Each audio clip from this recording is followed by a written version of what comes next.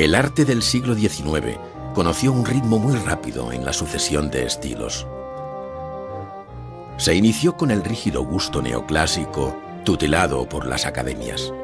Más tarde, durante el transcurso del segundo tercio del siglo, vio llegar el romanticismo. El sentimiento romántico se introdujo hasta la médula en los artistas jóvenes, pero pronto tuvieron la necesidad de rechazarlo y acercarse a la realidad, de manera que el realismo llegó a las artes plásticas a mediados de la centuria, conviviendo durante los primeros 50 años del siglo las tres tendencias. Después, el camino del arte se hizo más abrupto y difícil de transitar. Por un lado, el desarrollo del impresionismo resulta coetáneo de sus propias consecuencias, es decir, del arte de los postimpresionistas y puntillistas. Por otra parte, en una vertiente distinta prosperaban también el simbolismo, los prerrafaelistas y los modernistas, que investigaban en su pintura la estética de la línea y su fuerza poética.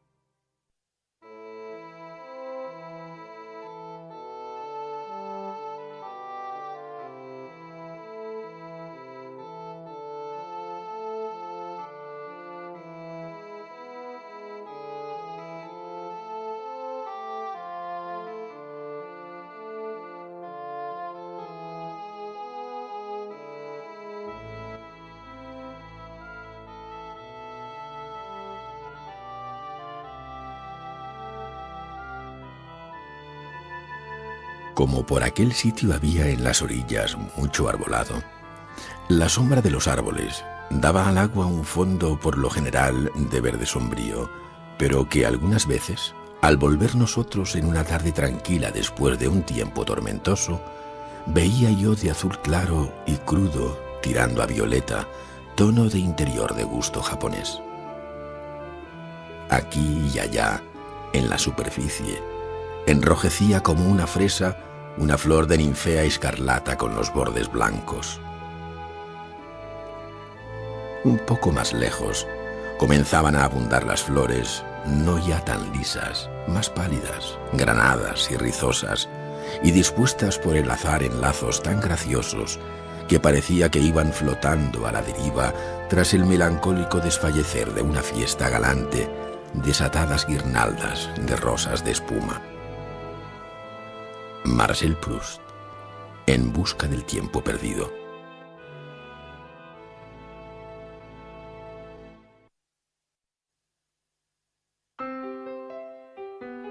Todos los movimientos artísticos que se generaron a lo largo del siglo XIX contaron con grandes maestros. Ingres defendió todavía en su pintura, aunque de forma muy personal, los viejos presupuestos del clasicismo. Delacroix implantó un romanticismo sin tibiezas, con su arrebato y su orgía cromática. Después, Courbet recuperó la antigua fórmula realista para reflejar en sus cuadros aquella sociedad plena de matices y cambiante que le rodeaba. Un realismo que, a decir verdad, culminaría con Manet y los impresionistas, los cuales, alentados por las experiencias del inglés Turner, llenarían de luz las escenas más cotidianas. Y por fin, los pintores encargados de poner el broche de oro al viejo siglo XIX. Cézanne, Van Gogh y Gauguin, verdaderos precursores de los movimientos pictóricos que vio nacer el primer tercio del siglo XX.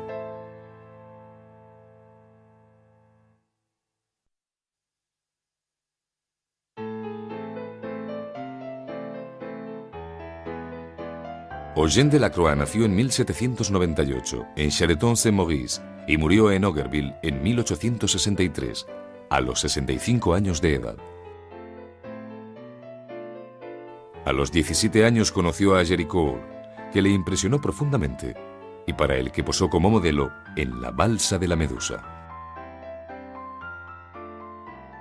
Leyó mucho y sus preferencias literarias por Shakespeare, Walter Scott y Goethe le ayudaron a tener un concepto filosófico, poético e idealista de la vida, el mismo que plasmaría pronto en sus lienzos.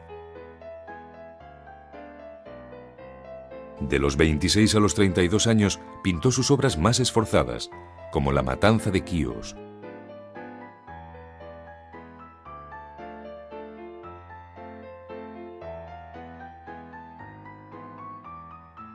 o la muerte de Sardanápalo, en las que la composición y el cuidado de la forma eran sus mayores retos. El tercer gran lienzo de estos años, La libertad guiando al pueblo, es considerada su obra maestra por el arrebatado sentimiento que muestra en él. A este temperamento impetuoso se debe también su desmedido interés por el mundo oriental, que conocería a través de su estancia en Túnez y cuya cadencia le convencería de que la música y el color tienen una interrelación inexplicable, pero cierta.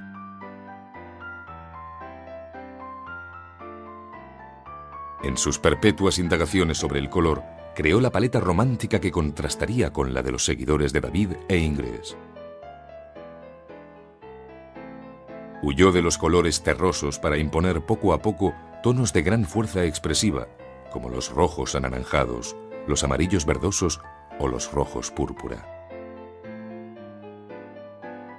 A veces llegó a sacrificar la forma en aras del color, característica que se fue haciendo más palpable en los cuadros finales que pintó en Champrosé, cumplidos ya los 60 años.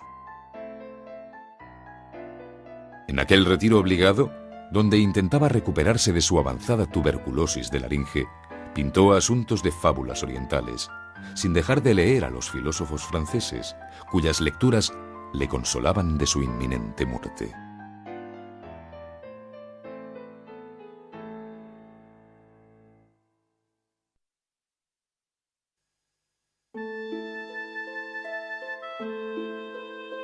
William Turner nació en 1775 en Londres, donde también murió en 1851, después de haber recorrido medio mundo y haber creado una verdadera leyenda sobre su misteriosa personalidad.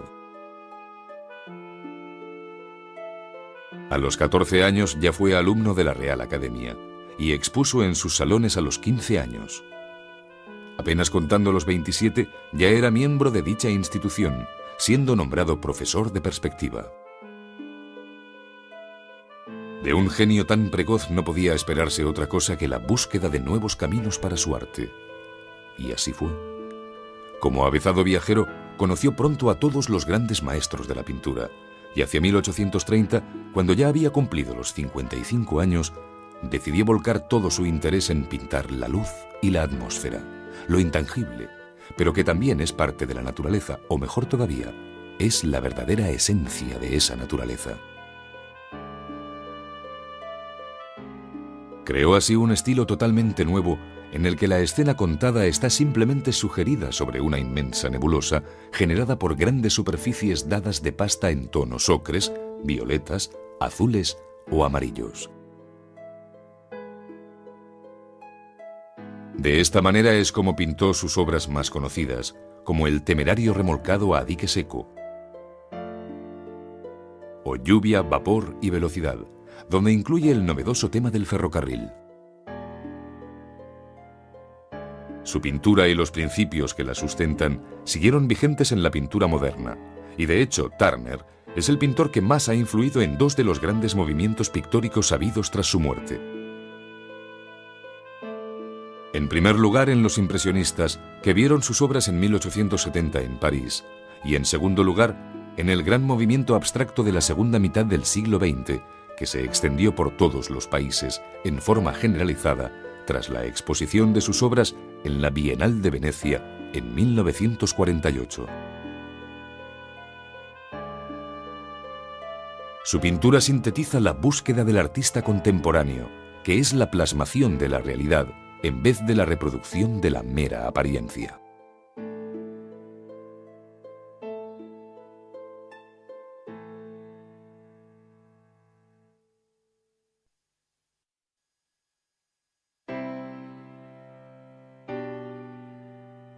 Vincent van Gogh nació en 1853 en Groot Zundert, al sur de Holanda, y murió a los 37 años en Others, de un tiro de escopeta que él mismo se había disparado, culminando así una existencia marcada por la locura. Comenzó a dibujar para calmar sus frecuentes crisis nerviosas y en 1880, contando ya 27 años, se matriculó en la Academia de Arte de Bruselas. Aún así, puede decirse que Van Gogh fue un autodidacta.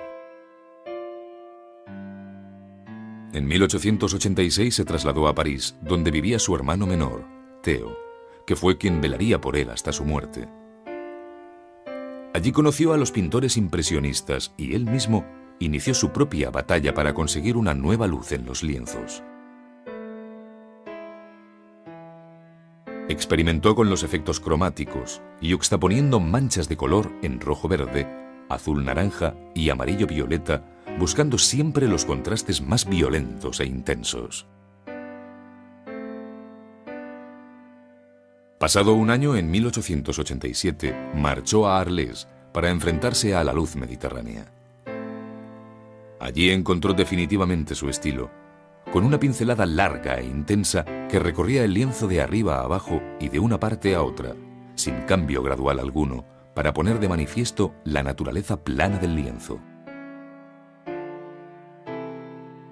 En Arles tuvo una estrecha relación de amistad con Gauguin, que terminaría con una de sus grandes crisis nerviosas durante la que, a raíz de una discusión, se cortó una oreja y se la regaló a una prostituta.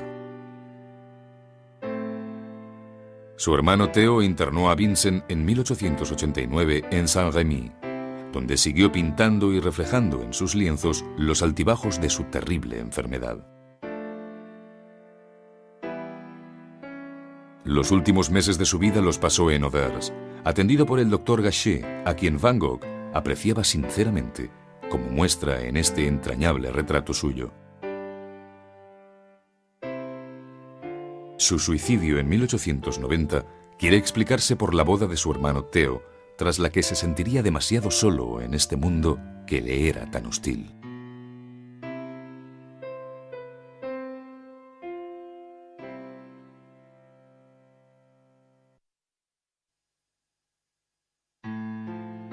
Todas y cada una de las tendencias de la pintura del siglo XIX que se habían generado en Francia tuvieron amplia repercusión en el resto de países europeos.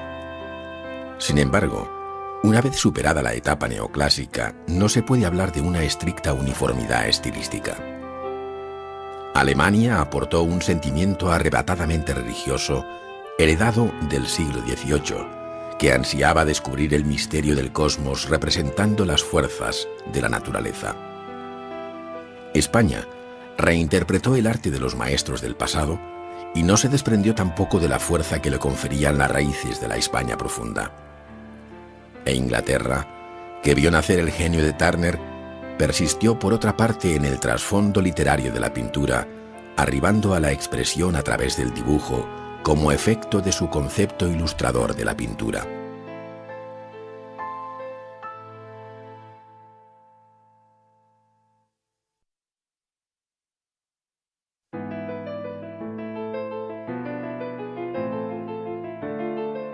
Francia protagonizó la nueva concepción del arte desde finales del siglo XVIII.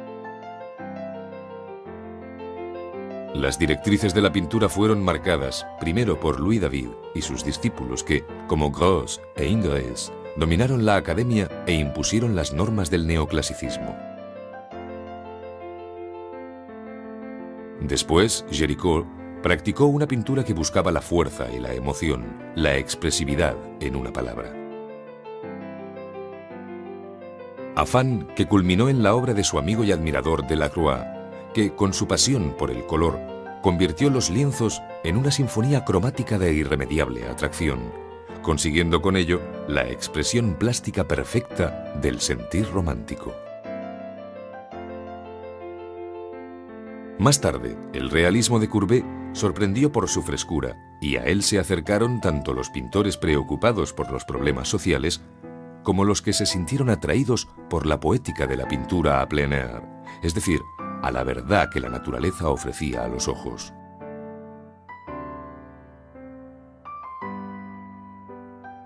Así, Corot animaría a sus alumnos a salir al aire libre a pintar, ayudando con ello a la gestación del impresionismo. Claude Monet Encabezó este famoso movimiento pictórico en el que militaron desde un principio Sisley, Pissarro y Berthet-Morisot, y durante algún tiempo también Degas y Renoir.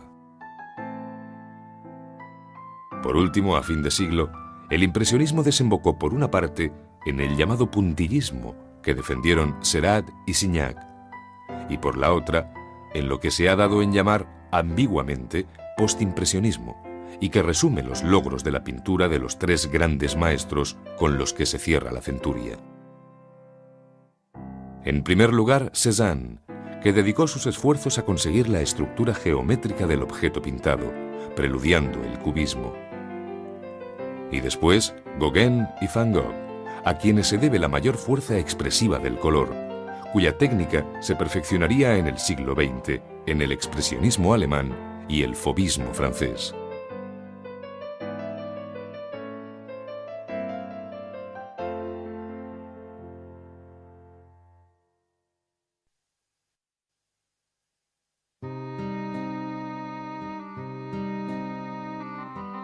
En España, como en el resto de Europa, se reflejaron todos los movimientos artísticos que se iban sucediendo en Francia.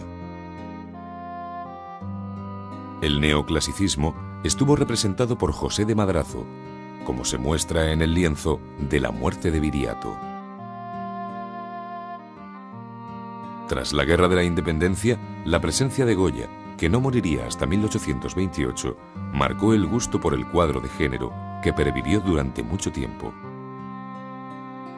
Y así, pintores como Alenza o como Eugenio Lucas recurrieron al pequeño cuadro de costumbres, que seguía teniendo mucha aceptación entre la clientela. En Eugenio Lucas es tan cercano el recuerdo de Goya que en muchas ocasiones su obra acaba confundiéndose con la del maestro aragonés. Paralelamente, la sociedad romántica fue asomándose también a los lienzos en una inacabable galería de magníficos retratos. Al tiempo, los pintores de historia, entre los que destacarían Eduardo Rosales y Francisco Pradilla, cubrieron grandes telas con espectaculares escenas inspiradas en la historia y la leyenda de la España medieval. La campana de Huesca, de Casado de Alisal, o la rendición de Granada, de Pradilla, dan la medida del teatral clímax de aquellas imágenes. Después, el realismo se encargó de traducir estos cuadros de fingida composición a duras escenas de la historia contemporánea, siendo paradigmático el lienzo de Gisbert, titulado Los fusilamientos de Torrijos. La ruptura con el pasado llega a España de manos de Mariano Fortuny, un innovador total al que una muerte temprana no permitió realizar cuanto deseaba. Amante de la luz, fue un precursor del plein air y su influencia y fama fueron internacionales. Después, en los últimos años, son los pintores españoles, como Nonell y Ramón Casas, que conocieron la bohemia parisina, los que traen aires nuevos a la pintura española. Novedades que se plasmaron también en los pintores paisajistas que conocieron el impresionismo, como Darío de Regoyos y Santiago Rusiñol.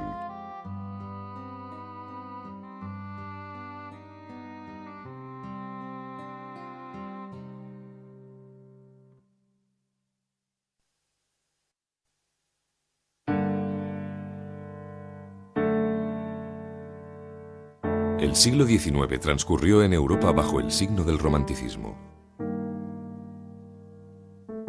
Y puede decirse que, muy a menudo, el realismo no fue sino una fórmula distinta de expresar el mismo deseo profundo de comprender la triste existencia del hombre. En esa medida, y por la trayectoria de su pensamiento literario y filosófico, Alemania fue uno de los países que más tempranamente despertó al sentimiento romántico. Siempre impregnada por una profunda religiosidad, la pintura alemana se esforzó en representar la insignificante existencia humana ante la grandeza de Dios y del universo. Se trataba de trasvasar a la pintura aquello que en Alemania se daba en llamar la poesía universal progresista, y que pretendía explicar la justificación de la existencia a través de la fusión total entre espíritu y naturaleza. Lo finito e infinito como absolutos, sin pasado ni presente. La pintura de paisaje creada por Caspar David Friedrich fue el principal vehículo para llevar esta poética filosofía a las artes plásticas. En sus cuadros el hombre aparece recortado, como una sombra, sobre un impresionante paisaje soñado que no es sino una expresión de la esencia de la naturaleza, esto es, de la propia divinidad. En Inglaterra, algo de esa misma poética estuvo también presente en la obra de Turner, aunque expresada de muy distinta manera. Por su parte, Constable formularía esta relación con el mundo circundante esforzándose en transformar subjetivamente el paisaje real. Sin embargo, quienes representaron en Inglaterra el máximo exponente del sentir romántico fueron los pintores denominados prerrafaelistas. Dante Gabriel Rossetti y Edward Burne-Jones son los grandes maestros del movimiento prerrafaelista. Desearon un mundo de ingenuidad y de pureza, y lo hicieron con una estética muy meditada. Ellos crearon junto a John Everett Millet una pintura de gran lirismo que descansa fundamentalmente en el perfeccionamiento y minuciosidad de la línea.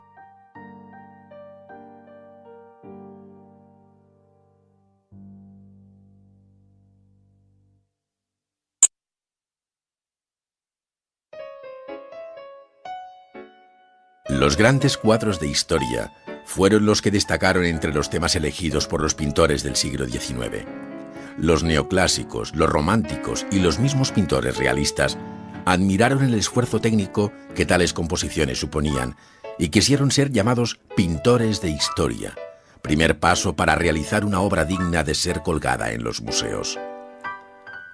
Sin embargo, fueron las postrimerías del siglo las que trajeron a la pintura un soplo de aire fresco y una manera de ver y de representar lo cotidiano con la misma dignidad con que se narraban las gestas heroicas. El Moulin de la Galette, de Renoir, sería seguramente el ejemplo más representativo de este giro dado a la gran pintura. Fueron los impresionistas, precisamente, quienes llevaron a los lienzos una realidad vista con ojos nuevos. El paisaje rural y el urbano, los individuos rechazados por la rígida sociedad decimonónica e incluso los asuntos eternos de la pintura del pasado, como los temas de desnudo femenino.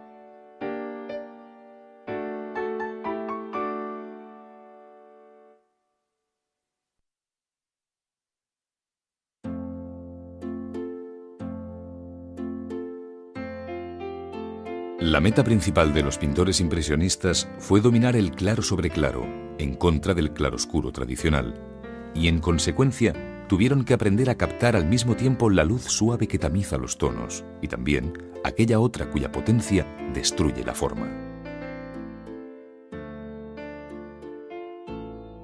El reto era muy fuerte, y para conseguirlo se convirtieron en pintores de lo intangible y de lo efímero, de la bruma y del viento, del vapor, de la tormenta, de la nieve y de la lluvia misma. Verdaderos pintores del aire y de la atmósfera que rodea los objetos, más que de los objetos mismos. Investigadores de los efectos pictóricos de las luces frías del invierno o de las cálidas tonalidades de un atardecer. La arboleda y el jardín desaparecían al ser inundados por el implacable sol del verano, y los vivos colores de las flores se confundían entre sí. Los valores táctiles dejaron paso a los meramente visuales. Al observar los cuadros de paisaje impresionista, el ojo se llena de la alegría del color y se siente atraído por él, de tal manera que la forma se desdibuja y emborrona cada vez más. Las pinceladas se superponen las unas a las otras, el azul al rojo, creando el violeta, el rojo al amarillo, buscando los anaranjados. Y luego, el contraste brutal de los unos junto a los otros desplegando toda una teoría sobre la composición de los colores complementarios y los colores puros. Llega un momento en que nada hay ni nada importa, salvo la descomposición de la luz blanca sobre la materia, y el lienzo ya no es más que eso, materia, sin referencia externa.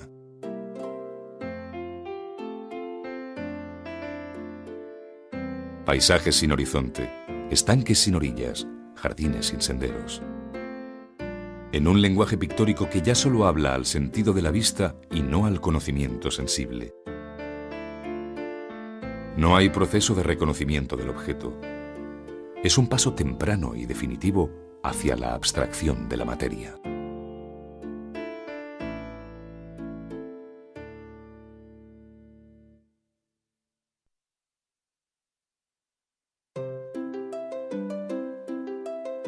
El pintor impresionista representa a la mujer buscando en su imagen algo más que la fidelidad del modelo, y más también que la belleza de los miembros o del rostro. Lo que desea encontrar es el halo que la rodea y que él percibe. Busca la poética. A lo que en realidad aspira es a representar lo intangible, la esencia del eterno femenino.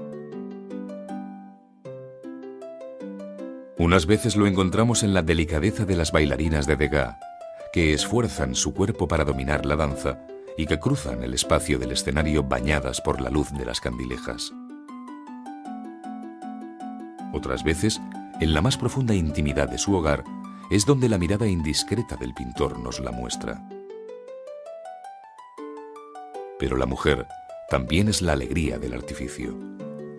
Envuelta en su bella apariencia de afeites y encajes, se asoma a los lienzos desde niña, engalanada de la cabeza a los pies.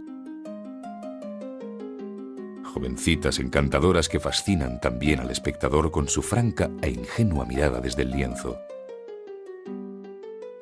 Ellas suscitan la idea de delicadeza y fragilidad que Renoir explota excepcionalmente en su larga galería de retratos femeninos, sin, por ello, despreciar tampoco el desparpajo de su rotunda desnudez al pleno sol. Gauguin, en cambio, que también centra su pintura en la mujer, descubre en ella el símbolo del paraíso perdido. Las tahitianas, con su desnudez y su ingenuidad, transmiten al espectador la belleza de la simplicidad formal, al mostrarse encerradas en los fuertes trazos de un dibujo que las perfila y recorta sobre el fondo. Pero quizá una de las más sorprendentes interpretaciones del eterno femenino, en estos años finales del siglo XIX, sea la que dieron dos mujeres pintoras, Marie Cassatt y Berthe Morisot. Ambas captaron perfectamente ese imperceptible halo de la feminidad y lo expresaron a través de la ternura representada por la maternidad.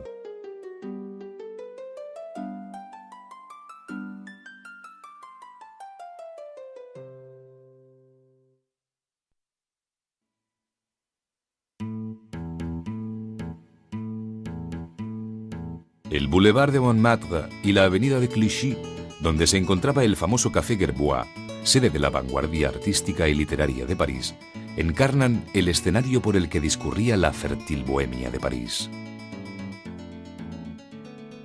Muchos artistas se alimentaron con su savia y en ella se inspiraron para realizar sus cuadros. De día y de noche visitaban aquellos lugares con la alegría, a veces, de su extrema juventud.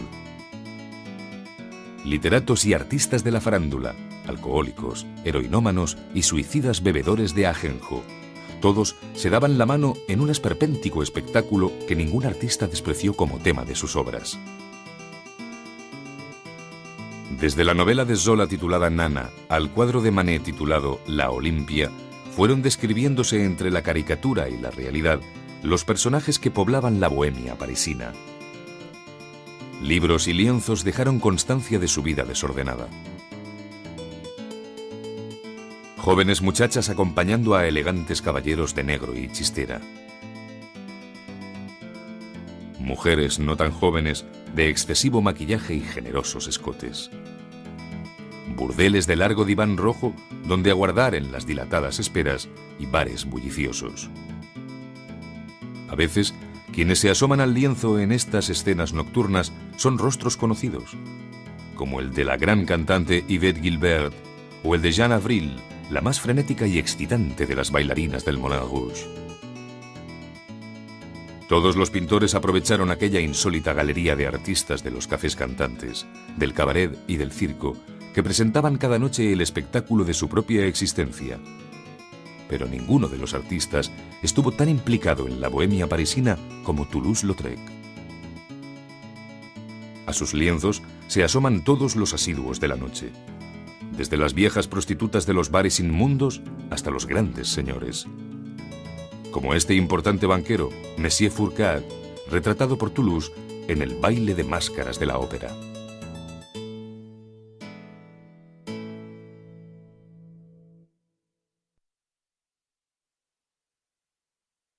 En el siglo XIX no solo se crearon obras de excepcional valía, sino que a menudo se quiso encerrar en ellas todo un credo artístico.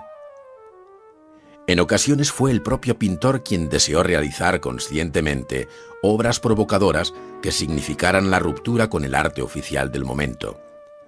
Otras veces fue la crítica posterior quien encontraría en las pinturas el manifiesto de un nuevo sentimiento artístico. Así el romanticismo, el realismo y el impresionismo no solo tuvieron un fuerte apoyo literario, sino obras concretas que exhibir a modo de estandarte, como ocurre con la Balsa de la Medusa o el Entierro en Ornans, que simbolizan la llegada del romanticismo y el realismo respectivamente, mientras el Almuerzo campestre de Manet supone el arranque de toda la pintura moderna.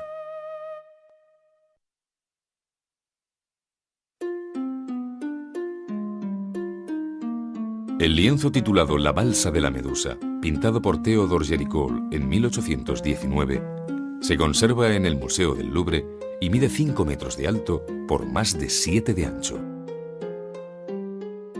En el cuadro se narra un hecho real, el de la terrible experiencia vivida por quienes navegaban en la fragata Méduse, que se hundió en 1816 frente a las costas de Marruecos. 149 de aquellos náufragos no encontraron espacio en los botes salvavidas y construyeron una balsa que sería remolcada por los propios botes. No obstante, durante una tormenta la balsa se separó de las barcas y anduvo flotando a la deriva durante 27 días.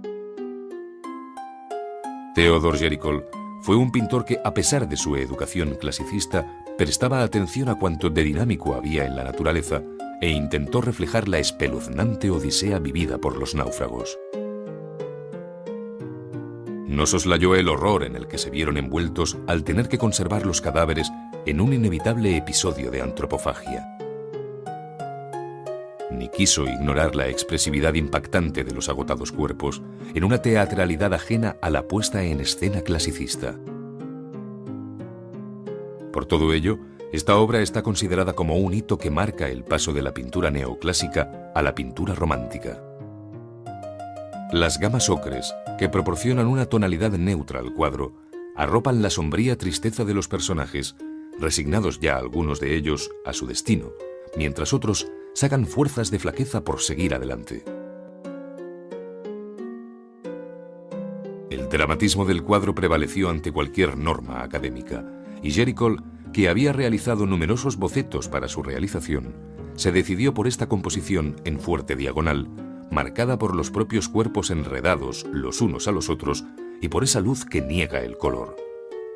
Luz blanca, fría y sin matices, que hace más temible y más feroz el mar embravecido que les rodea.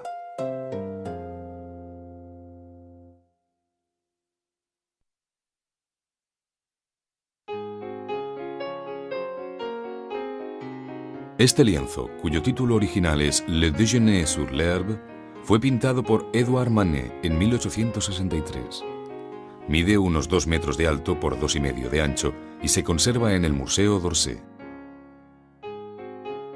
Manet concibió como fondo de este cuadro un extraño paisaje idealizado con una figura femenina bañándose en el río. Era un escenario inventado donde ubicar sus 3 figuras principales, de perfiles tan marcados que, a causa de ello, los personajes quedan aislados y ajenos los unos a los otros. Han disfrutado de un almuerzo juntos, según nos insinúa un cesto de frutas caído entre los restos de comida del mantel. Una presencia inesperada interrumpe la sobremesa y la pareja de la izquierda gira el rostro hacia el espectador. Lo más sorprendente es la desnudez de la mujer que posa indiferente junto a los hombres vestidos. Su mirada es franca y un tanto descarada. Ni el tema ni la composición son nuevos, pues uno y otra están inspirados respectivamente en el Concierto campestre de Giorgione y en la obra perdida de Rafael, El juicio de París, en la que se repetía con exactitud la compostura de las figuras. La verdadera novedad de Manet consiste en la modernidad de los personajes y en la inmediatez y proximidad con que se percibe la escena. Eso fue precisamente lo que escandalizó al público parisino. Manet hizo posar a su modelo preferida, Victorine Meurent, de formas casi adolescentes, y junto a ella a su hermano Eugène y al escultor holandés Ferdinand Linhoff. El público vio en ellos el relajo de unos jóvenes bohemios, relacionando el cuadro con la prostitución de los alrededores de París, de manera que el jurado excluyó la obra del Salón de 1863, viéndose obligado Manet a tener que exponerla en el Salón de Rechazados de aquel año.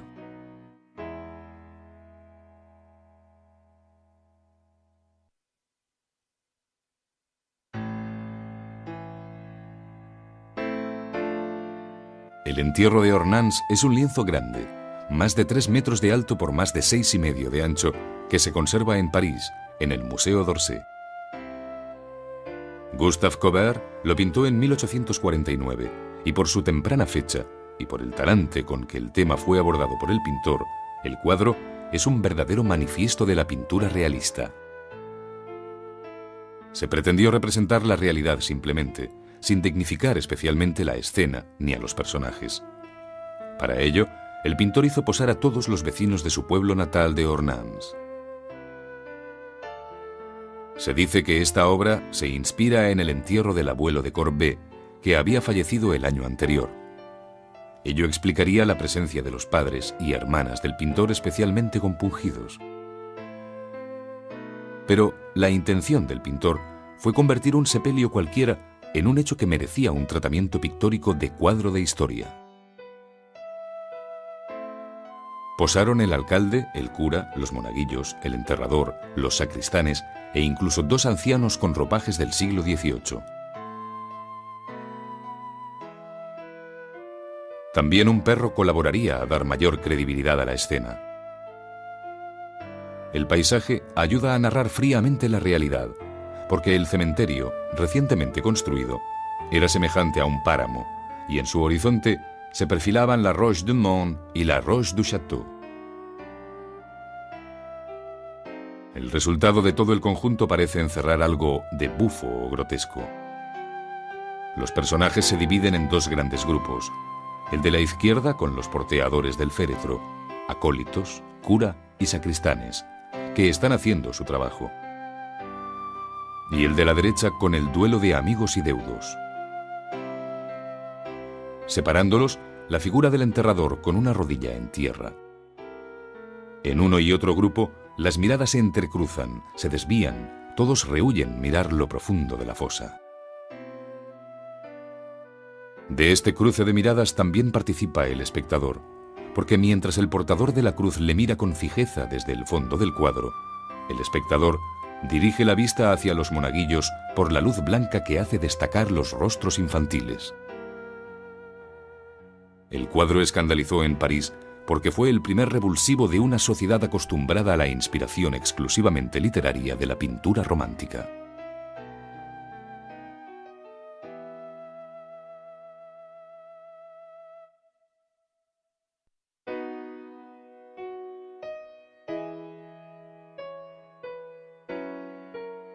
La arquitectura, al igual que la pintura, rompió viejos moldes a mediados del siglo XIX.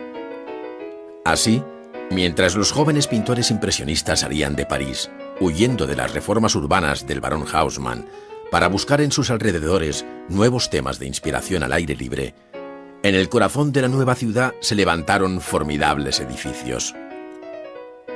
Entre todos destaca el de la Ópera o Academia Nacional de Música, la obra más representativa del Segundo Imperio francés. El proyecto de Charles Garnier rompió con los estilos históricos, mostrando un lenguaje nuevo que, al no reconocerlo la emperatriz doña Eugenia de Montijo, le indicó el arquitecto: «Señora, es el estilo de Napoleón III, vuestro esposo». Su inauguración tuvo lugar en enero de 1875, pocos meses después de abrirse la primera exposición de los impresionistas en el estudio del fotógrafo Nadar.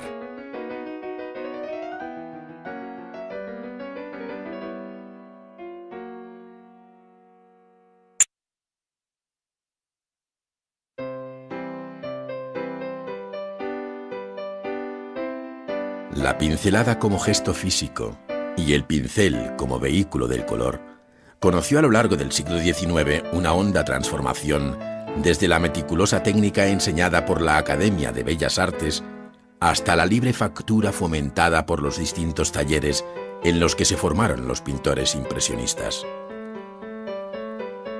De este modo, la pintura fue abandonando la paciente labor de acariciar las superficies en las que el dibujo, el color, la luz y los matices se definen y apuran sobre el lienzo para ofrecer una imagen aparentemente inacabada sobre la tela, pero fundida en la retina del espectador que la observa a distancia.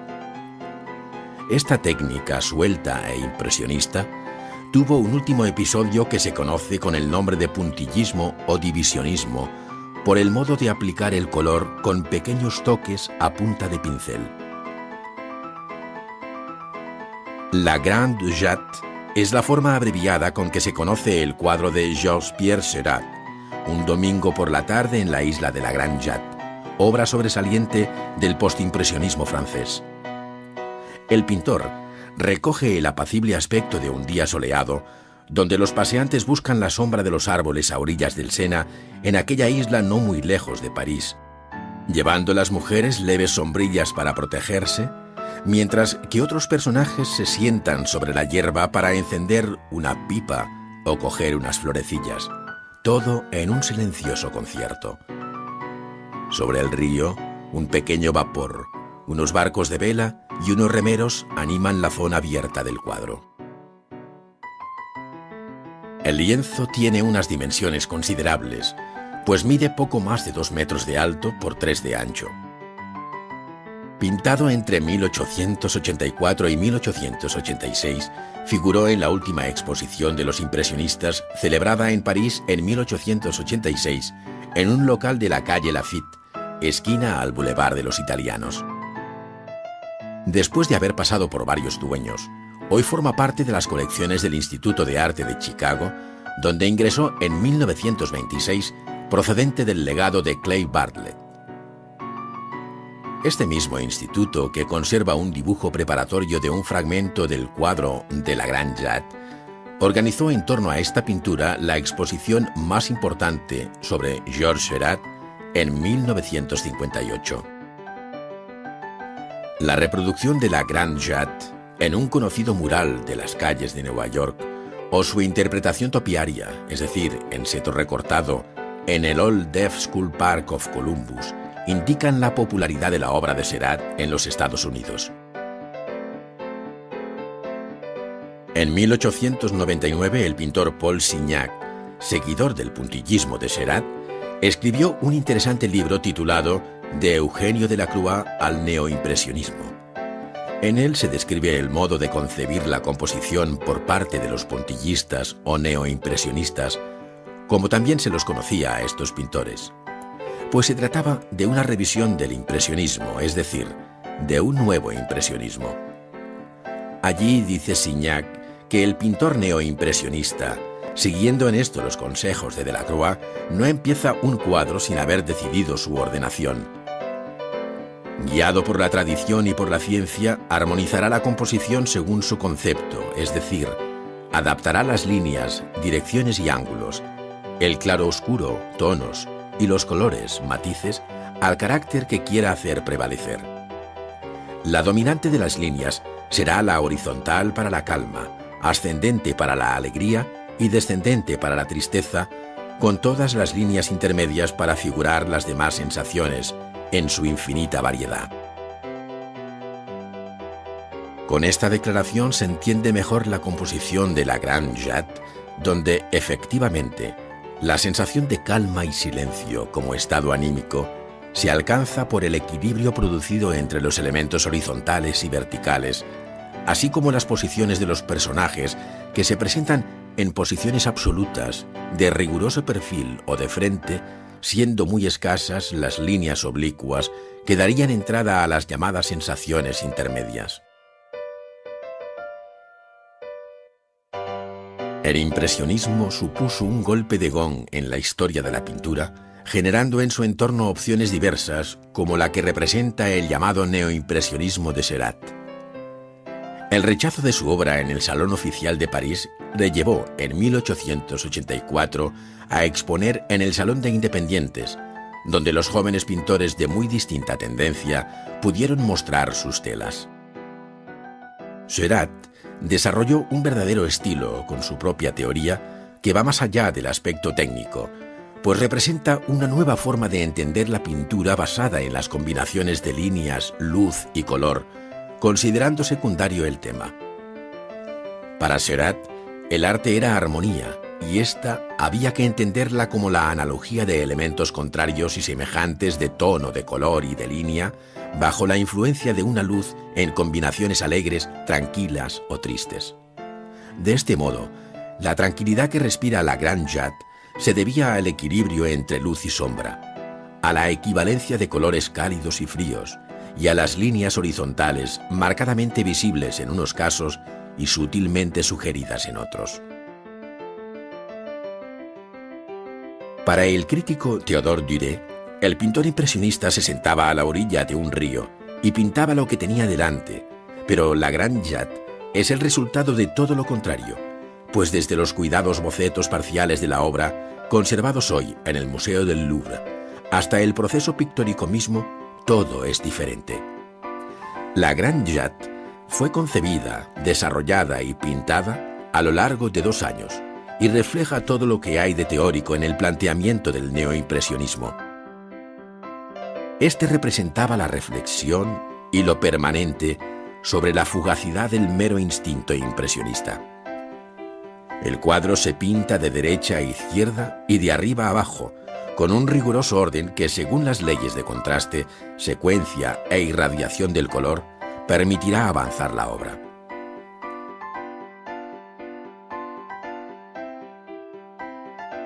Los colores se aplican en su estado puro, sin mezclarlos en la paleta.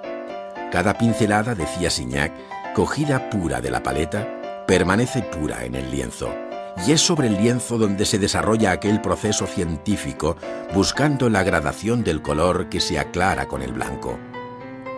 Un anaranjado mezclado con un amarillo y un rojo, un violeta que se degrada hacia el rojo y el azul, un verde que pasa del azul al amarillo son, con el blanco, los únicos elementos de que dispone el pintor neoimpresionista, según recuerda Signac.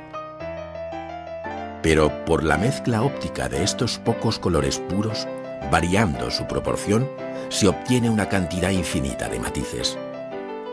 Por este camino, los ritmos y concordancias cromáticas del neoimpresionismo convierten la pintura en poesía.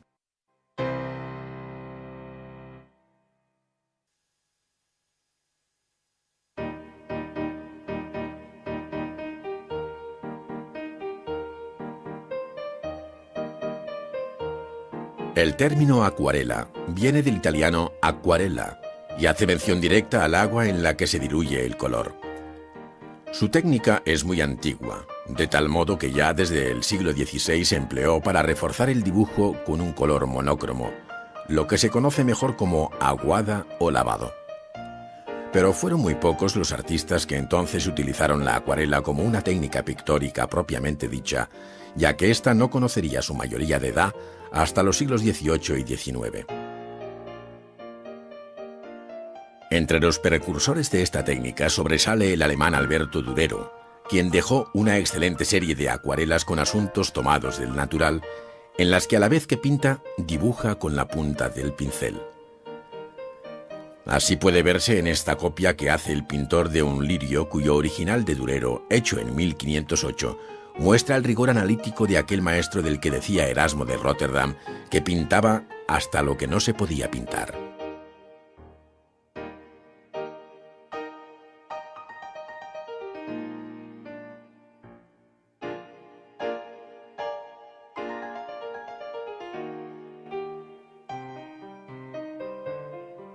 Como en todas las técnicas, la preparación del soporte es fundamental y requiere en cada caso soluciones diferentes.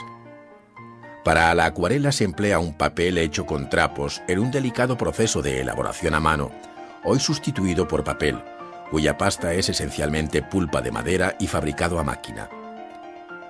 Los tipos de papel difieren también en su gramaje y textura, siendo los más habituales los de grano fino, medio y grueso, contribuyendo cada uno con su distinta rugosidad al efecto final buscado por el artista.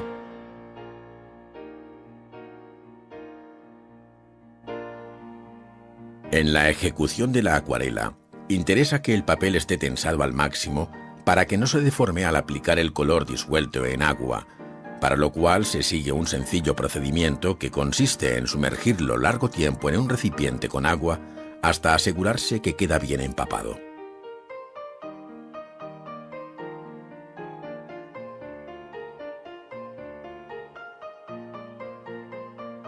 Después de escurrido, se coloca sobre un elemento medianamente absorbente, como la madera, y se fija por sus 4 lados con tiras de papel previamente engomadas.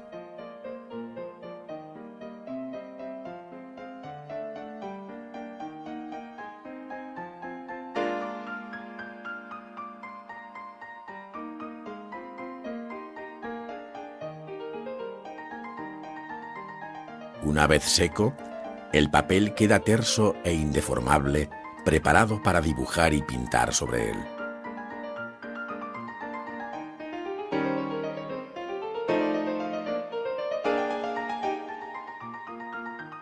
Otro procedimiento consiste en fijar el papel pegándolo directamente sobre la tabla de madera. Para ello, después de dar una mano de goma al soporte y ajustar el tamaño del papel al de la tabla, se coloca encima otra de igual tamaño para que el efecto de prensa que se pretende sea igual por toda la superficie. Previamente, para no dañar el papel en el que se va a pintar, se protege con otro similar.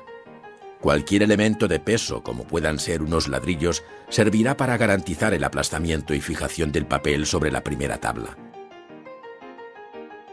Transcurrido un tiempo prudencial y retirada la prensa, se eliminan las barbas del papel con un instrumento cortante, quedando listo para pintar a la acuarela.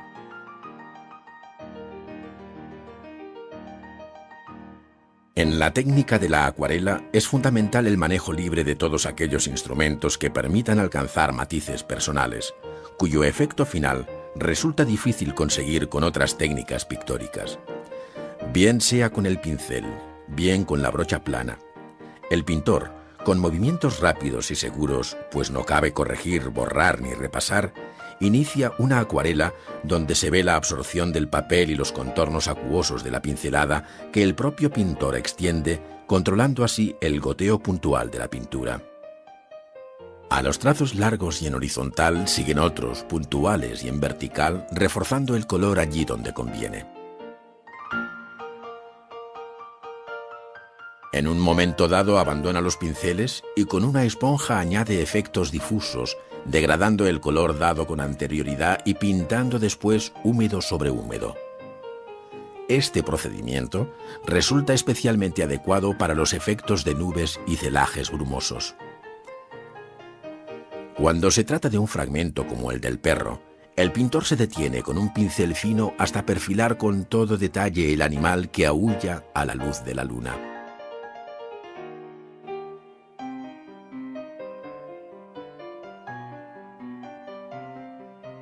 Para dar más fuerza al astro de la noche, el pintor coge un bisturí o similar y no duda en producir unos cuidadosos cortes hasta sacar el blanco del papel, como hizo el inglés Turner en El amanecer tras el naufragio de hacia 1841, que es la acuarela que aquí se copia.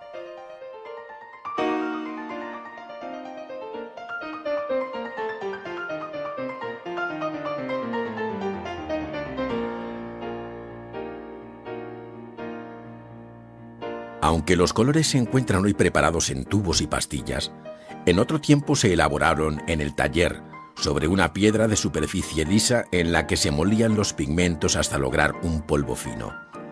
Unas gotas de goma arábiga, que servirán de aglutinante soluble en el agua, son suficientes para preparar la mezcla que, una vez amasada, se guarda en unos pequeños recipientes.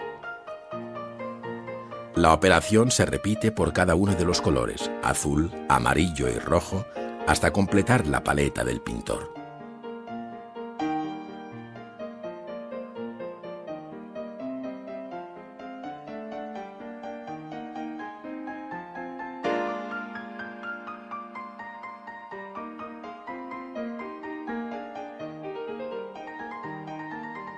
De nuevo es Turner a quien se acerca nuestro pintor para imitar su técnica en la que con una brocha plana apenas si tiñe la superficie del papel.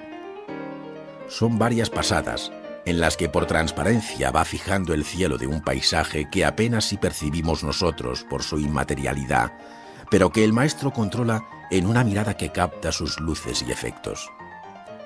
Después, con agudo pincel va sacando de la nada, del silencio húmedo y profundo de la acuarela, cúpulas y torres, dando a la arquitectura veneciana que se refleja en el agua el aspecto de un juego de formas cristalinas y sin límite. El pintor no pinta ni describe, sino que evoca, sintetiza y transmite la levedad poética y vaga de la pintura a la acuarela.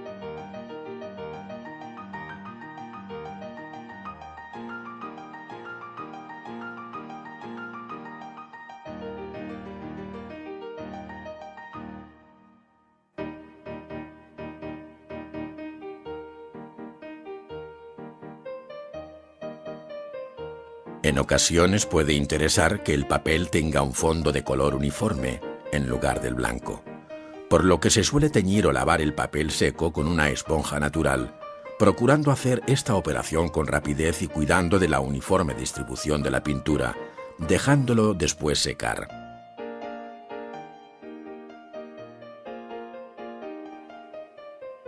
Otro procedimiento consiste en sumergir el papel en un recipiente con agua ya coloreada, para que absorba el pigmento, obteniendo así fondos que ayudan a obtener diferentes efectos.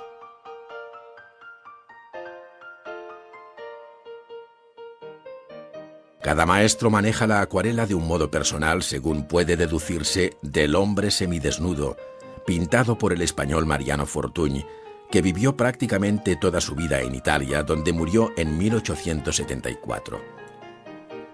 Su técnica difiere de la de Turner por el modo de realzar los perfiles de la figura a base de oscurecer los contornos, por la reserva de blancos para las zonas más iluminadas y por la forma de sombrear casi por acumulación de capas sucesivas, insistiendo y volviendo con el pincel al mismo lugar.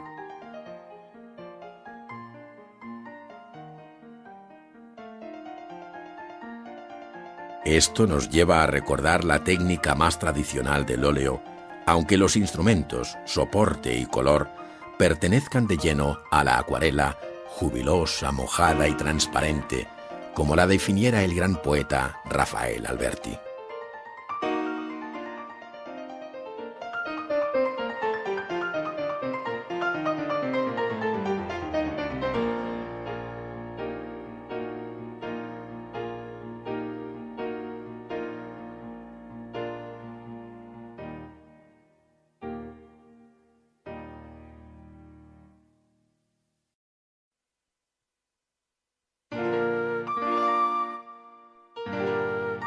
El pintor valenciano Vicente López, formado en las Academias de Bellas Artes de Valencia y Madrid, de la que llegó a ser director general, hizo este retrato de Goya, que conserva el Museo del Prado en 1826 con ocasión de su última visita a Madrid desde Burdeos. El maestro aragonés tenía entonces 80 años y se dice, sin fundamento cierto, que el propio Goya aconsejó a Vicente López no apurar más el retrato contra lo que era costumbre y enseñaba la academia.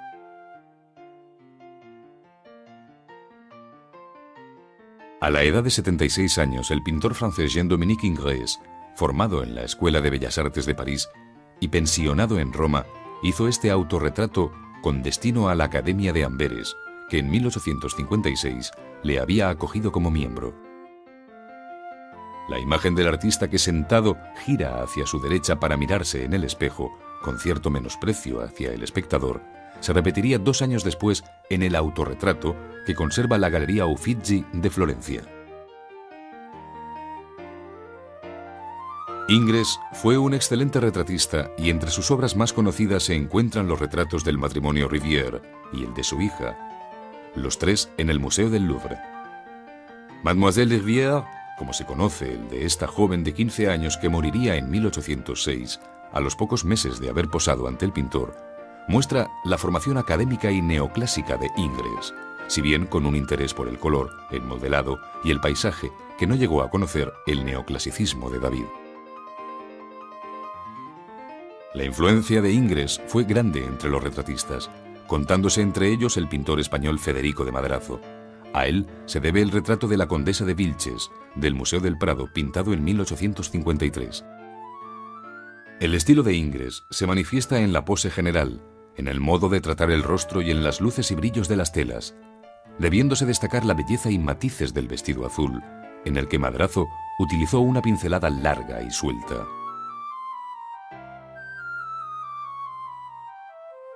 La pintura de Manet, rechazada por sus coetáneos, encontró el apoyo en Emilio Zola, cuyo naturalismo literario venía a coincidir con la visión del pintor.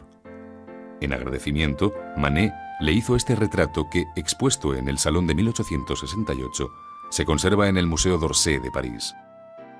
Una estampa japonesa, el boceto de la Olimpia de Manet y un grabado con los borrachos de Velázquez evidencian los gustos e inquietudes del pintor.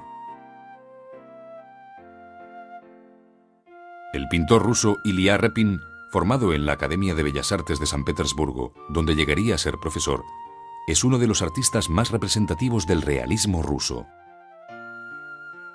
Además de temas de contenido social, hizo los retratos de los músicos y escritores contemporáneos más célebres de su tiempo, destacando el del gran compositor Mussorgsky, el autor de cuadros de una exposición. El retrato lleva la fecha de 1881, esto es, el mismo año de su muerte, evidenciando su rostro los estragos producidos por el alcohol. Paul Cézanne tuvo una formación muy peculiar, pues no consiguiendo ingresar en la Escuela de Bellas Artes, acudió a la Academia Suiza, donde se encontró con algunos de los futuros pintores impresionistas. A pesar de haber expuesto con ellos, nunca se consideró impresionista, modelando el volumen de los objetos con planos de color y una valiente y suelta pincelada sin fundir. Así ocurre en el retrato de Joaquín Gasquet, pintado hacia 1896 y hoy en el Museo Nacional de Praga. La vocación por la pintura del holandés Vincent van Gogh fue sin duda tardía pero fecunda. Una parte considerable de su obra la componen sus autorretratos, de los cuales conocemos 37 versiones al óleo. Este del Museo d'Orsay es de 1889, el mismo año en que se internó en el asilo de Saint-Rémy, unos meses antes de su suicidio. La contenida energía de su expresión se ve acompañada por una pincelada larga y sinuosa, igualmente autobiográfica. En el Museo del Prado se conserva esta galería de retratos conocida como La lectura de Zorrilla en el estudio de Esquivel, pintado en 1846 por Antonio Esquivel, uno de los mejores exponentes del romanticismo español. El joven Zorrilla lee unos versos ante los escritores y poetas románticos contemporáneos, no dudando en incluir a 2 de los más grandes, pero entonces fallecidos, como el Duque de Rivas y Espronceda. Esquivel se autorretrata delante del caballete, donde está pintando un asunto religioso. En el Salón de París de 1870, el pintor y grabador Henri Fantin-Latour expuso esta tela hoy en el Museo d'Orsay. Con una visión apuradamente realista, el pintor representa el estudio de Batignolles, que tenía su amigo Manet. Este, sentado ante el caballete, está acompañado de aquel grupo que se reunía en el Café Gerbois para hablar de arte y literatura, entre los que se encuentran Renoir, Zola y Monet. Entre los cuadros rechazados por el Salón de París de 1855 figura El estudio del pintor, de Gustave Courbet, el padre del realismo francés. La obra, terminada en 1855, tiene unas medidas excepcionales, de unos 3,5 metros por 6, y se expone hoy en el Museo d'Orsay. Su interpretación no resulta fácil, pues el pintor quiso hacer una obra alegórica de contenido social, pictórico y literario de muy difícil conjunción. Courbet escucha probablemente los poemas que lee Baudelaire a la derecha, mientras pinta un paisaje de memoria ante la mirada atenta de un niño y de una mujer desnuda. El desnudo femenino se abordó en el siglo XIX desde varias perspectivas, correspondiendo la versión más tradicional a Ingres, la gran odalisca del Museo del Louvre, expuesta en el Salón de 1819 y pintada en 1814, entronca con la serie de desnudos que desde Giorgione y Tiziano ha conocido la historia de la pintura. Ingres, en un momento de influencia italiana, intentó fijar aquí un canon ideal de belleza, donde las líneas sinuosas y un modelado suave y extremadamente cuidado se interpretan con la devoción de un amante, según expresión de Baudelaire. Pintado en 1863 y expuesto en el Salón de 1865, el cuadro de la Olimpia de Manet provocó un serio escándalo por considerarlo una provocación. En realidad, el pintor no hacía sino actualizar el tema del desnudo femenino, pudiendo establecerse incluso claros paralelismos con la Venus de Urbino de Tiziano. Pero la visión resultaba moderna, descarnada y desafiante. No era una mujer de otro tiempo, no era una diosa, sino una mujer con los rasgos vulgares de un rostro que pudiera verse en una calle de París, actualmente en el Museo d'Orsay. Raimundo de Madrazo, hijo de Federico de Madrazo, se dedicó, como su padre, al retrato, alcanzando fama sus retratos femeninos. Establecido en París desde 1860, pintó a varios modelos profesionales, como Mademoiselle Aline Masson, que en ocasiones posaron para el pintor, como se ve en el cuidado lienzo llamado Después del baño, que se encuentra en el Prado, firmado pero sin fecha. La visión impresionista no se ciñó al paisaje, abordando temas clásicos como el del desnudo femenino. Augusto Renoir pintó en 1876 este torso de mujer al sol, hoy en el Museo d'Orsay, estudiando la figura al aire libre, bajo una luz natural donde el sol hiere el cuerpo de forma discontinua a través del ramaje.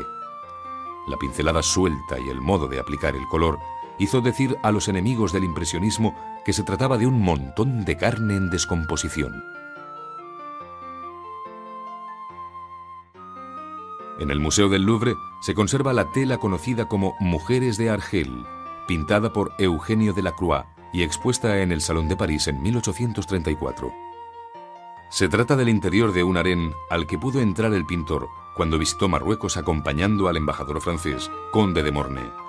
Las imágenes, ambientes, luz y color, captadas en Orán y Argel, recogidas en dibujos y acuarelas sobre el propio lugar, revivirían en gran parte de su obra posterior.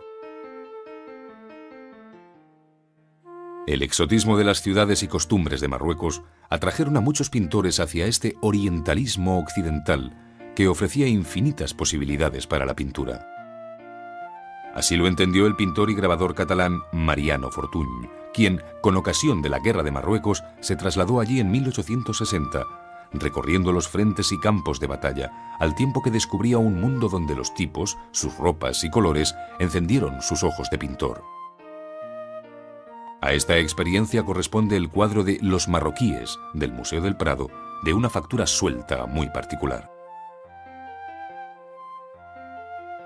Con anterioridad a los cuadros de historia pensados para las grandes exposiciones nacionales, José de Madrazo, padre del retratista Federico de Madrazo, pintó en 1818 La muerte de Viriato.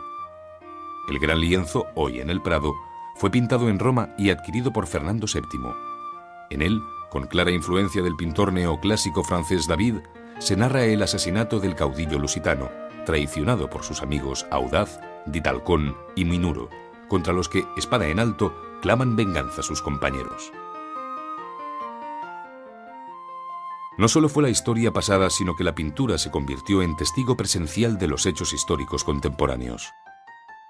En 1830, el año de la Revolución Liberal en Francia, Delacroix decía en una carta a su hermano que había comenzado un asunto moderno, una barricada. Si no he combatido por la patria, añade, al menos podré pintar por ella. Se refería al cuadro conocido como el 28 de julio o La libertad guiando al pueblo, firmado y fechado en 1830 y conservado en el Museo del Louvre. Los movimientos liberales contra el absolutismo salpicaron el reinado de Fernando VII en España. Algunos de estos episodios tuvieron un final trágico, como el que recoge Antonio Gisbert en el fusilamiento de Torrijos, ocurrido en 1831, cuando el militar y patriota José María Torrijos fue ejecutado con sus 52 compañeros de exilio en las playas de Málaga. La obra, de un contenido pero eficaz realismo, fue encargada por la Real Orden en 1886 y hoy se encuentra en el Prado. Ramón Casas, cuya obra dentro del modernismo catalán se reparte entre los siglos XIX y XX, plasmó impresionantes imágenes como La Carga o Barcelona 1902, firmada y fechada al año siguiente, y hoy en el Museo de Olot. Con una visión moderna, casi cinematográfica, buscando un ángulo inédito, nos muestra la represión del proletariado industrial en los aledaños de un barrio fabril de Barcelona. En la confrontación se percibe la angustia individual y colectiva, bajo una luz que difumina los detalles muy característica del pintor. El mundo rural también atrajo a los pintores, y entre estos de modo especial al francés Jean-François Millet, quien en el Angelus, pintado entre 1858 y 1859, nos introduce en el ambiente campesino donde los labradores trabajan la tierra con una canción casi religiosa, formando ellos mismos parte del paisaje de un modo natural, con sus mismos tonos y colores. Esta pareja interrumpe su trabajo para rezar el Angelus. Actualmente se halla en el Museo d'Orsay. Millet dibujó y grabó varios temas protagonizados por anónimos campesinos, cuyos rostros apenas sí se distinguen. Algunos de ellos fueron fielmente interpretados al óleo por pintores como Van Gogh, quien, en el último periodo de su vida, recluido ya en Saint-Rémy, entre 1889 y 1890, pintó La siesta del Museo d'Orsay. Amarillos y azules, incorporados a la tela con disciplinados y enérgicos trazos, componen sin artificio esta escena de humana percepción. En 1820, el paisajista inglés John Constable pasó unos meses en casa del arcediano Fisher, que vivía en el recinto de la Catedral de Salisbury, en Leadenhall. Desde allí se veía el gran edificio medieval, que el pintor supo encuadrar en un romántico boscaje, mientras que en los primeros planos de luz y sombra, unas vacas abrevan en el río Avon. Esta idílica versión de la Catedral de Salisbury del Museo de Sao Paulo difiere muy poco de la que tiene la Galería Nacional de Londres, fechada en 1823. William Turner fue contemporáneo de Constable, e igualmente le interesó el paisaje, pero su percepción y sensibilidad no podían ser más distintas. En el óleo Lluvia, vapor y velocidad de 1844, hoy en la Galería Nacional de Londres, se manifiesta un espíritu arriesgadamente original que frente a la imagen estática y al color local se interesa por el efecto final, por las luces en su estado puro, donde apenas sí se reconoce el ferrocarril de la Great Western. La factura suelta y el olvido de las formas rozan la abstracción. El pintor belga Carlos Haes, afincado en España donde fue profesor de paisaje en la Academia de Bellas Artes de San Fernando de Madrid durante 30 años, introdujo la visión realista de la naturaleza, superando el pintoresquismo de la interpretación romántica. En Los Picos de Europa, de 1876, hoy en el Museo del Prado, se aprecia aquella sensibilidad nueva hacia la naturaleza, la cual dibuja con exactitud de topógrafo, pero con paleta de pintor. El cuadro de Claude Monet, Impresión, Soleil Levant, del Museo Marmottan de París, Fue pintado en 1872 y llevado a la primera exposición que hicieron los impresionistas en 1874, en el estudio del fotógrafo y amigo Nadar. De su título, Impresión, tomó la crítica adversa el nombre con el que serían ridiculizados aquellos pintores que solo ofrecían impresiones y no verdaderas pinturas.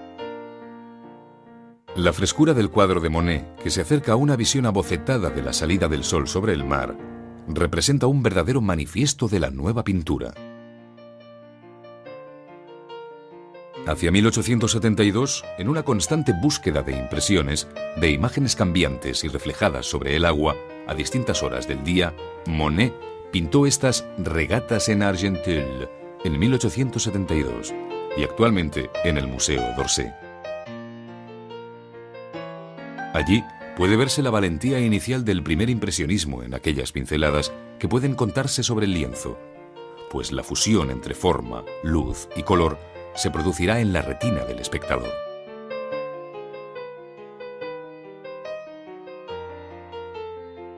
El impresionismo fue conociendo varias fases en manos de sus propios creadores.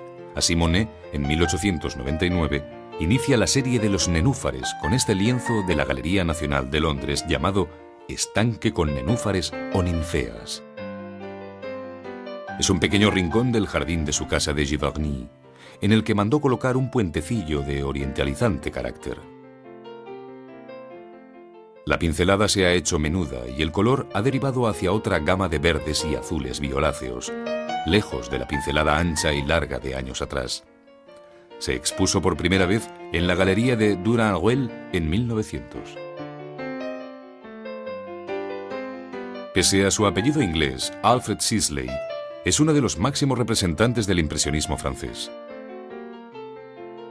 Coincidió con Monet en el taller Gleyère y, como él, prefirió los temas acuáticos vistos en las orillas del Sena y en los alrededores de París, como la inundación de Port-Marly, fechado en 1876.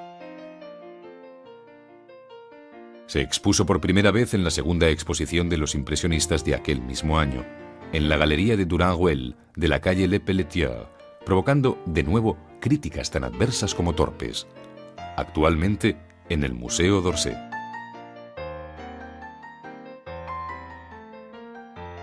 El Museo d'Orsay, verdadero templo de la pintura moderna procedente del mítico Gilles de Paume, conserva esta obra de Armand Guillemont, La Plaza de Valouberg, en París, de 1875. Guillemont participó en casi todas las exposiciones impresionistas, si bien hubo de trabajar en la administración para ganarse la vida, hasta que un golpe de fortuna le permitió dedicarse por entero a la pintura. Son conocidos sus paisajes urbanos en los que la paleta se oscurece en ocasiones con toques de negro y colores opacos.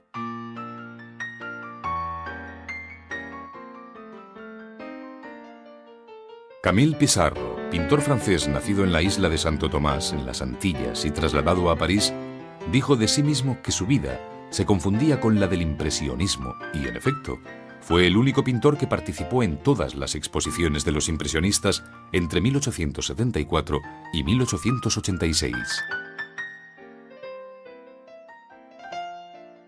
El Puente Nuevo de París, pintado en 1902 y hoy en el Museo de Bellas Artes de Budapest, muestra en la pincelada aquellos pequeños toques de punta de pincel aprendidos de Seurat y Signac.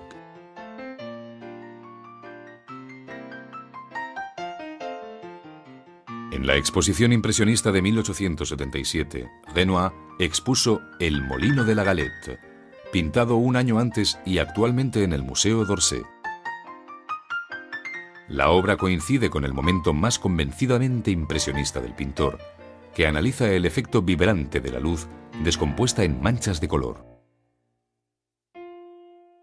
La escena de baile al aire libre está animada por personajes supuestamente anónimos en los que Renoir ha retratado a sus amigos, como sucede con la pareja que bailando nos observa, compuesta por el pintor español Pedro Vidal de Solares y la modelo Margot.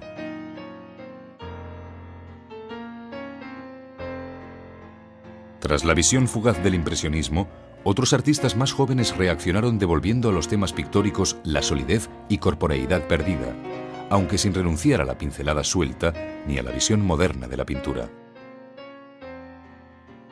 Entre ellos se cuenta Paul Cézanne, autor de Los jugadores de cartas del Museo d'Orsay, obra pintada entre 1885 y 1890 y resultado final de una serie larga de bocetos preparatorios. Hay que destacar las pinceladas pastosas y cargadas de color que producen fuertes contrastes entre unos tonos y otros.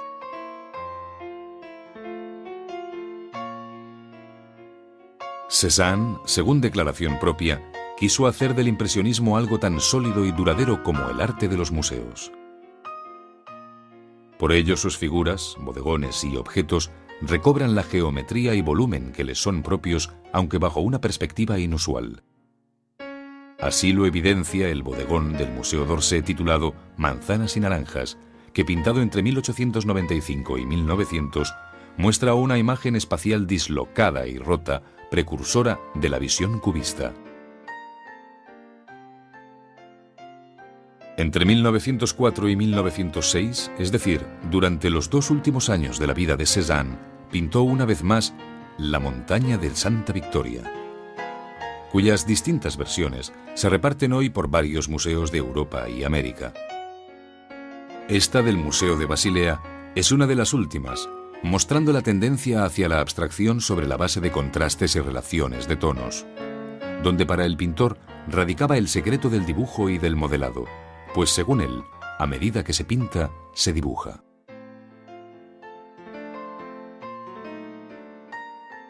En la Galería Nacional de Praga se encuentra una de las telas que Van Gogh pintó durante su reclusión en el asilo de Saint-Rémy en 1889. En la correspondencia mantenida entonces con su hermano Theo, el pintor recoge la emoción sentida ante el paisaje que rodea el asilo de donde sale este campo de trigo. Van Gogh describe el color y personalidad de los cipreses recortados sobre el azul del cielo en una inseparable mezcla de sentimientos anímicos y cromáticos.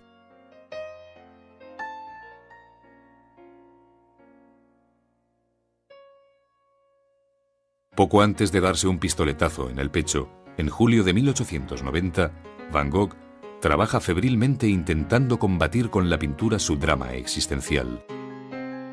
En La noche estrellada del Museo de Arte Moderno de Nueva York, pintada entre mayo y julio de aquel fatídico año, se pone de relieve la angustia vital que afecta al artista. La noche, iluminada con una apocalíptica constelación, resulta bella e inquietante a la vez, pues el color y las largas pinceladas dan lugar a una visión expresionista que parece predecir un último amanecer.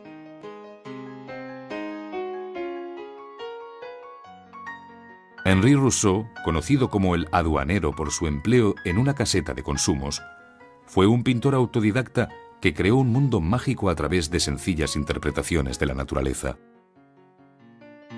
En el Paisaje con puesta de sol del Museo de Basilea, pintado el mismo año de su muerte, en 1910, cabe observar la visión del paisaje con un sentido naif o ingenuo, donde puede medirse la poética descripción de la lucha con el leopardo en medio de la selva tropical como anécdota de un paisaje plano y casi surrealista.